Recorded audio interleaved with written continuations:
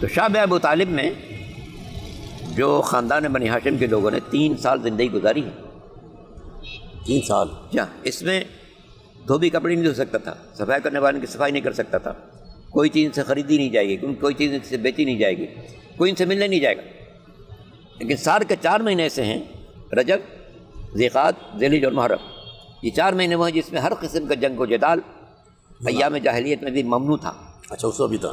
ہاں، تو یہی وہ 4 مہینے تھے جس میں کچھ سامان ان تک پہنچ جاتا تھا. کچھ باہر سے تاجر آتے تھے، ان 4 مہینوں کے میں اندر آتے تھے، جی. تو وہ پھر ان کے گھر کچھ نہ کچھ پہنچا دیتے تھے. لیکن باقی 8 مہینے تک کچھ بھی ان تک نہیں پہنچ سکتا تھا. اس لیے اکثر ان لوگوں نے فاقے میں بسر کی. بعض اوقات درختوں کے پتے توڑ کر اس کو ابالتے تھے، اس کا پانی پیتے تھے. اسی لیے جب یہ لوگ وہاں سے آزاد ہوئے ہیں تو ان کے جسم سبز ہو گئے تھے پتوں کی بنا پر، سبز پتے کھا کھا کے، کیونکہ اور کوئی غذا مل نہیں رہی تھی. یہ وہ زمانہ ہے کہ جس میں جناب سیدہ بہت کم سن تھی اور اب اپنے بابا کے ساتھ تھی. جناب خدیجہ بھی ساتھ ہیں، جناب ابو طالب بھی ساتھ ہیں، خاندان بنی ہاشم کے تمام لوگ ساتھ ہیں سوائے بدبخت ابو لہب کے. اچھا. سارا خاندان بنی ہاشم اس شعب میں محصور ہو کر رہ گیا تھا تاکہ لوگ ان سے ملے نہیں، یہ کسی سے نہ ملے اور کوئی ان سے نہ ملے. تو اس دوران یہ جناب سیدہ تھیں جو اپنے باپ کی مسلسل خدمت کر رہی تھیں، اور ان کا سر دبانا، ان کے پیر دبانا، ان کو دشمنوں سے بچانے کی کوشش کرنا.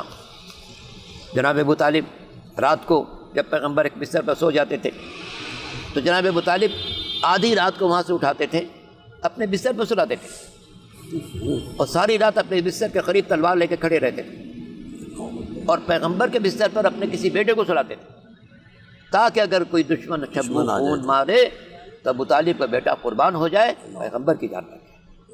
اور خود اپنے بستر پر پیغمبر کو سلاتے تھے، وہ ساری رات جاگتے رہتے تھے، تلوار لے کے کھڑے رہتے تھے کہ اگر دشمن کسی طرف سے حملہ آور ہو تو ابو طالب کی تلوار اس کا خاتمہ کرتے.